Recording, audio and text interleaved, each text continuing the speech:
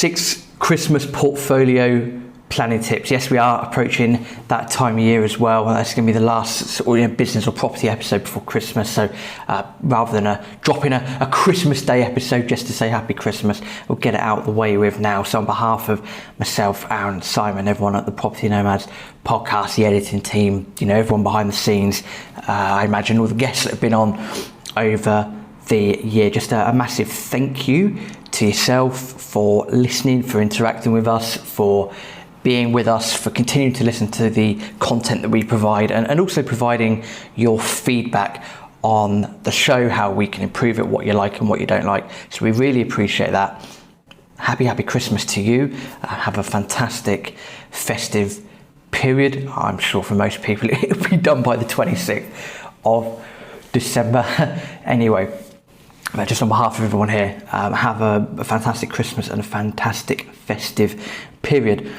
As also with the festive period, I think we all get quite excited, don't we, that you build up to Christmas and you get the 24th of December, that's nice, and you get Christmas Day and then Boxing Day, and if you love your sport, your football, then you got between the 26th of December and the 1st of January and whatnot, it's just a football fest. But great people will always find time to, number one, reset the batteries, but number two, to then plan ahead for next year.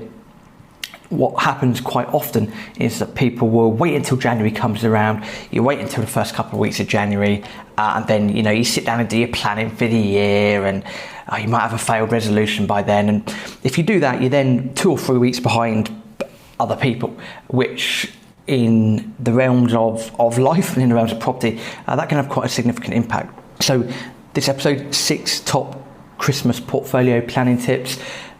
Ways to get ahead of the game, ways to keep yourself mentally tuned in and ready for January the 1st, or if you prefer a tipple, January the 2nd, or possibly January the 3rd. These are in no particular order. These are just things that will help, and these are things that we do as well.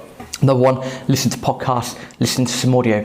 I believe there's some information out there that the 26th of December, possibly the 25th, is one of the best days for downloading podcasts. I've read that somewhere. I don't know if that's 100% accurate, but I've read it somewhere on Google, so it's got to be relatively decent information. Do take the time to listen to podcasts, listen to audiobooks, catch up if you get that period. There's always a bit of time to be able to catch up on your listening. Find some new podcasts, find some new audiobooks. Even maybe taking some time away from property as such. It doesn't have to be property related. Maybe you've always wanted to download one of the great courses. I listen to a lot of great courses, historical things as well, because it just resets my mind. But listen to podcasts, listen to audio. Number 2, read books. If you prefer the physical aspect of reading, then I highly recommend read some books. Again, they don't have to be property related, they don't necessarily have to be business related. Something that piques your interest. As I mentioned before, for myself, it's autobiographies, non-fiction, macroeconomics, economics papers, all these sorts of things. That for me, oddly, that helps me relax. For yourself, it might be reading 50 Shades of Grey or Lord of the Rings or The Hobbit or whatever it might be. But do take some time to relax yourself, chill, take time to do some reading. I'm not here to get on my environmental high horse. That's not the point of this podcast.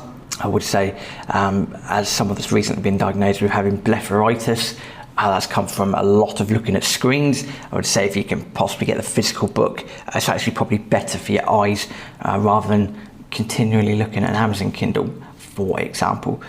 Number 3, plan. Set your goals. Set your goals for the following year. An imperative thing to do. Take some time out with your business partner if you've got one. Take some time, out of the office, in the office, and plan for next year. What are you looking to achieve? Are you looking to get another block of flats? Are you looking to crack on with a couple of commercial conversions? Are you looking to double the amount of listeners that you get on your podcast? Are you looking to get started? You might have been thinking about it this year. You might be concerned about the economics. You might not have wanted to have got started in this year. So you might decide, well, next year is the year that I'm going to actually crack on. Setting goals is way more effective when you actually get them written down on paper. There's a study out there that says that actually physically writing the goals down really helps. So at least get it written down, especially if you've sort of been in limbo this year about buying your first property or buying a property. Get that written down as a target for next year. Put it on your desk, or a place where you can look at it every day and build up those affirmations. If you can see it, visualize it, chances are you're going to achieve it. So get that written down. Whilst you're doing that, you can do number 4, which is know your why. In any walk of life, people sometimes just go around doing things for the sake of doing things. They don't really have a reason for doing it. And we've all suffered from that. I do it sometimes.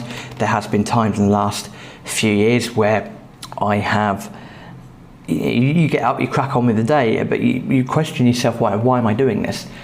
Is it because I enjoy it? Is it because I know the end result? Why am I actually doing what I'm doing? I say that half laughing. I mean, it's really not a good thing at all. You must know your why. Why are you doing it? Are you doing it to achieve that financial freedom for X, Y, and Z?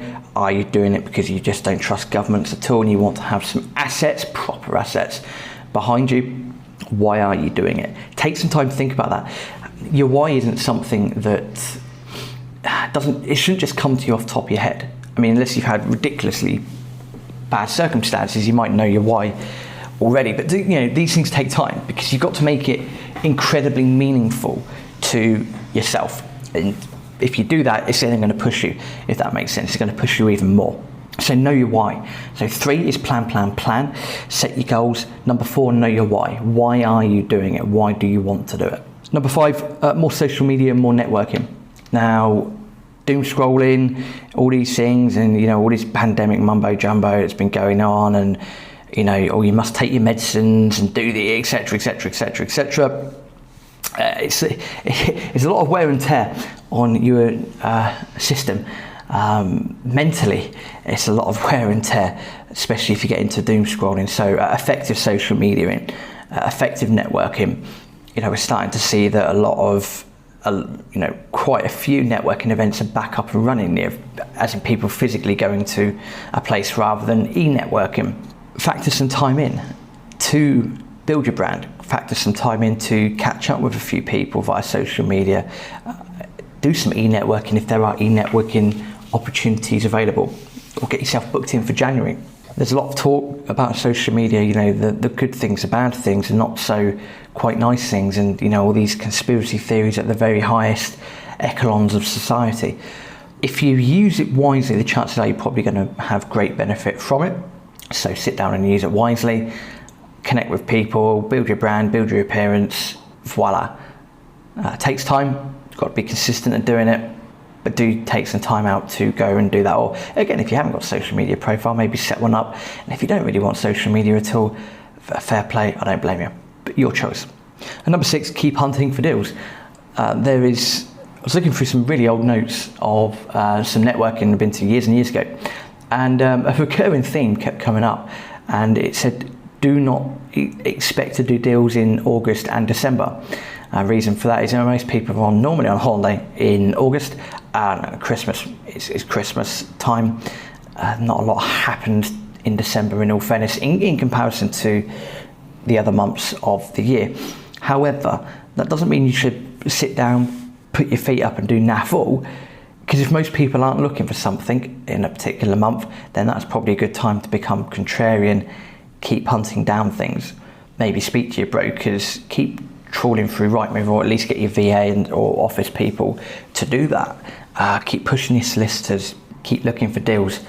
That will really give you a massive kickstart, a massive head start for the following year if you are able to do that. Don't just take your eye off the ball. Property is one of those things that it's never going to go away. It's always going to be in your system, it's going to be in my system. We want to keep looking, we want to keep getting better, we want to keep doing deals, we want to keep doing bigger deals. We just want to, you just want to keep going. You're not really able to rest on your laurels too much in property. Things are always chopping and changing. So hopefully that helps as well. So number 6, keep hunting for deals. So in summary, first of all, happy Christmas, Merry Christmas, have a fantastic festive period, have a laugh, have some fun, and whilst you're there, take advantage of these 6 top Christmas portfolio planning tips. And number one, listen to podcasts, listen to audiobooks. They don't have to be property or business related. Maybe something that's going to reset your brain, your mind. Do it. Number two, read books. Ideally, the physical copies are really good. Again, speaking from someone that's got blepharitis for looking at a screen for too long, basically in my lifetime, the physical copy would be good. Number three, plan. Set your goals, set your targets for the following year.